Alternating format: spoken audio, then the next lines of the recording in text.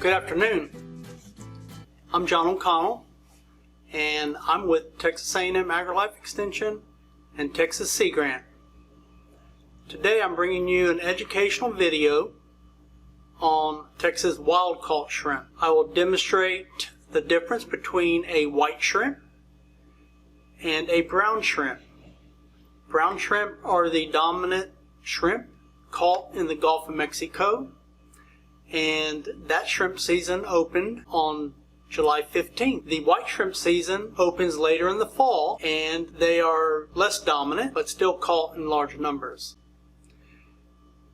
So the shrimp I purchased from a local seafood counter, and they were identified as super colossal. Well, a description, but shrimp are typically sold for the count, and the count are the number of shrimp on average in a pound. For my super colossal shrimp, I have a pound, a little over a pound, and I counted the number of shrimp, and there were 14. So these could be 14 15s, for instance, or if you buy large shrimp, they can have a count of 21, 25. Now the shrimp I have are head-on shrimp, so they are still have their head attached to their body, but I'm going to show you how to remove the head and then remove the vein. The vein is the digestive tract of the shrimp. Perfectly okay to eat the vein once the shrimp are cooked, but I'm going to peel these because I'm going to blacken them on the grill, and so I don't really want the shell on because I want those seasonings to sink into the shrimp, the meat of the shrimp. So I'll show you that in a minute. But let's talk a little bit about shrimp nutrition. Shrimp are a healthy choice when you're selecting seafood. For instance, 20 shrimp has about 140 calories and 25 grams of protein. Shrimp have no fat, no carbohydrate. They do have cholesterol, and eating about a 3-ounce portion of shrimp gives you about 54% of the daily recommended allowance of cholesterol. However, cholesterol is used by your body for a variety of things.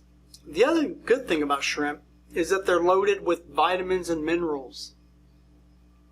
So for instance, shrimp have vitamin D, B12, B6, iron, copper, zinc, magnesium, phosphorus, niacin, choline, and omega-3 fatty acids, which your body cannot produce. You can only acquire omega-3 fatty acids from your diet, and typically that's seafood, but it can be other sources as well. Next time you're looking for a healthy choice of protein, shrimp should be on that list. Having said that, I'm going to glove up and get taking the head and showing how the vein, like I said, you can eat the vein. Won't hurt you. In fact, some people claim that the vein actually gives shrimp that unique flavor. So it makes it unique in flavor. I have in my hand a white shrimp. So I mentioned that white shrimp are a shrimp in the Gulf of Mexico. We can clearly see it has its head attached. And one way to tell a white shrimp from a brown shrimp is you can pull their antennae back, and they will be about 1.5 times the length of the body. The other for sure way you can tell a white shrimp from a brown shrimp is by taking your thumbnail and running it next to the horn. This is the horn or rostrum on top of the head. This is what pokes you. And you can run your thumbnail in there, along it, and if it falls into a groove, it's not a white shrimp, because white shrimp do not have the groove. This is a brown shrimp. Of course, they look very identical. The difference between brown shrimp, one way to tell is that the antennae only are about the length of the body. So here's the antennae. But the for sure way of telling if this is a brown shrimp from a white shrimp is by giving it the groove test. So I'm running my thumbnail next to the rostrum or the horn, and sure enough, it fell into the groove. So brown shrimp are groovy, and you can get into the groove by buying wild-caught Texas shrimp. So when you're buying shrimp, you want to use your senses to make sure that you're buying the freshest possible shrimp. And one thing you should notice is that all seafood, including shrimp, when you buy it from a seafood counter, the smell of it should not be offensive. It should smell like the sea or the ocean. It should be clean. If it smells like ammonia, then you should avoid buying that shrimp.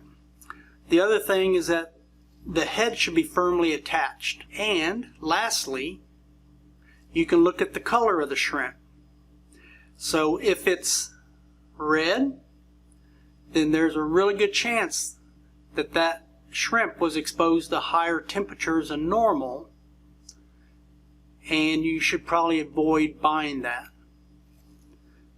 So in this case, this is a normal looking brown shrimp, and that was a normal looking white shrimp. And I'm going to now demonstrate how to remove the head.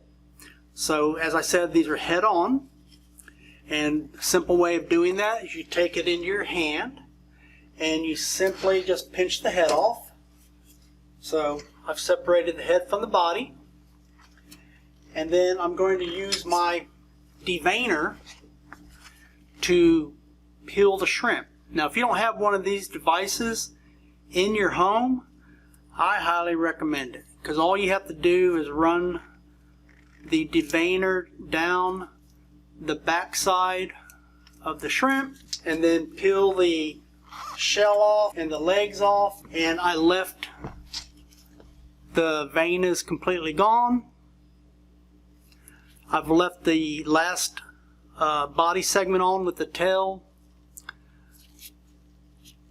but it has no legs and no head.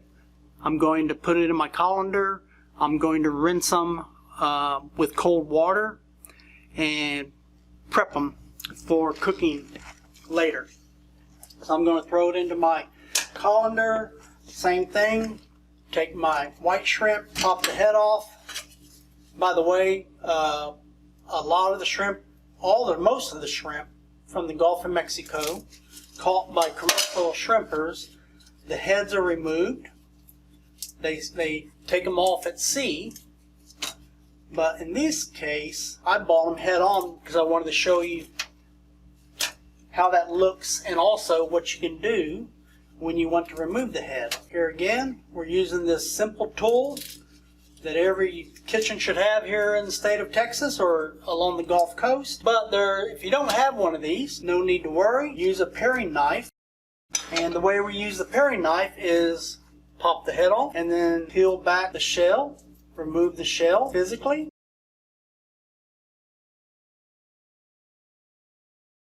Take my knife and I'm going to cut down the backs of the shrimp right next to that vein. I'm going to open it up and that vein comes right out. So here's the vein,